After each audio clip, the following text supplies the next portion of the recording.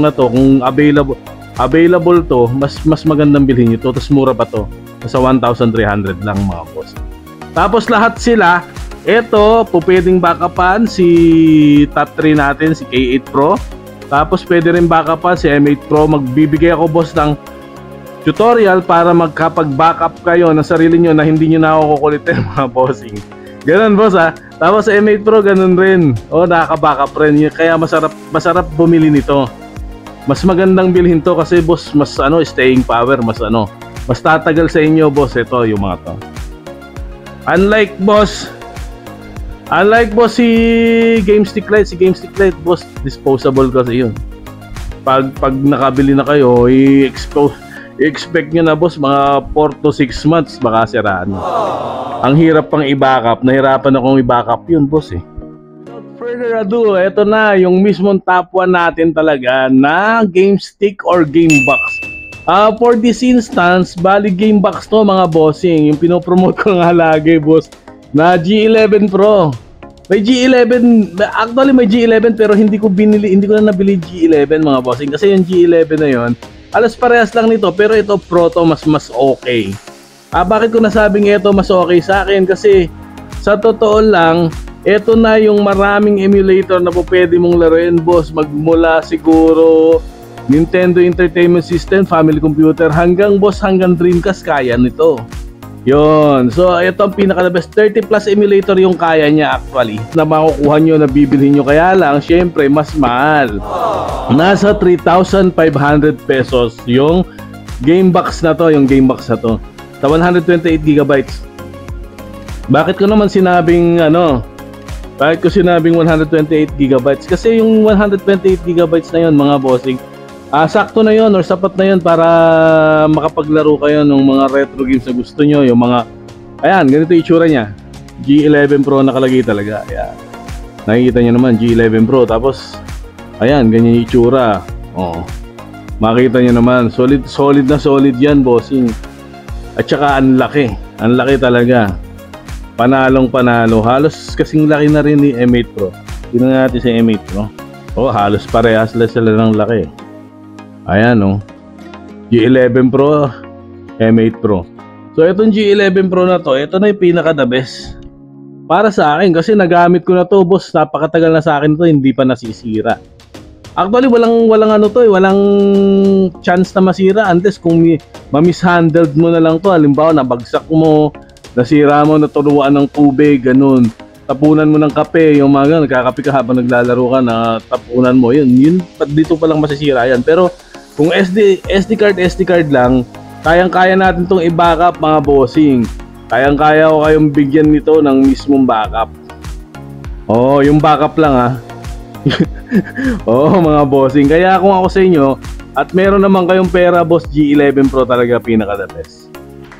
Ito kasi ito yung top 1 natin boss. Ang mga games ito na may Nintendo 64, may Nintendo DS, may Atomic Wave, may Sega Master System, Sega Master System, Sega 32X, Sega Genesis, Sega Mega Drive, Super Nintendo, Family Computer, ano pa ba? FB Neo, Dreamcast boss yung Marvel vs Capcom 2 malalaro mo rito. Ano pa ba?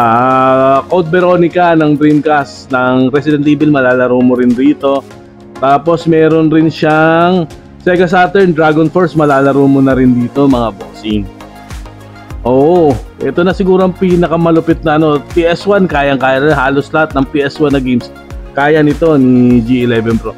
Ang maganda pa dito, pwede mong i-tweak. Yes boss, pag sinabi kong pwedeng i-tweak, halos lahat ng mga emulator na pwede mong gamitin, magagamit mo rito pag alam mo mga bossing. Kaya naman nandito ako para ituro ko sa inyo lahat kung paano gamitin to, kung paano gumana to, at paano nyo magawa yung ginagawa ko rin dito mga bossing. Okay boss, kung gusto nyo talaga to, itong bilhin nyo 3,500 versus dun sa mga K8 Pro na yon, M8 Pro na yon, M8 Pro, M8 Pro Mini na yan mga bossing. Mas okay to. Yun, to lalagyan lang natin ng backup niya ng mismong SD card na yan. Ang downside lang nito, yung sinasabi ng mga nakabili na nito, yung SD card daw nasisira daw Pero yung sa akin kasi, nung bumili ako nito, minsan hindi pa nasira yung original na SD card nito, buo pa. Nasa akin pa, pero gumawa ako ng backup para magamit ko to, ma-fully utilize ko, maiayos ko tuloy kung ano-ano yung mga games na gusto ko rito. Nadagdagan ko na rin kasi lahat boss ng games eh. Maglalagay nga pala ako ng tutorial about dito para kung paano maglagay ng games boss. Ayun, so ayun siguro narap things na natin lahat na i-discuss ko na rin yung 6 na nakuha ko, 6 na mga games box or game stick. Ito pa yata yan, ewan ko, bali kasama yung M8 Pro Mini pala. So yun, ganun na lang mga bossing ha. Pinakita ko lang sa inyo kung ano yung mga na-acquire ko base rin sa mismong paggamit ko at saka base kung paano ko i-tweak yung mismong mga to. Kaya kung ako sa inyo, tingnan nyo na lang kung gusto nyo talaga. Meron tayong tutorial dyan, meron tayong review dyan. Tingnan nyo kung paano ko ni-review yung mga yan boss ha. Tapusin nyo hanggang dulo para okay na okay. Pag bumili kayo alam ko na pala kung ano-ano yung mga default settings tsaka yung mga kung ano-ano yung pwede natin gawin.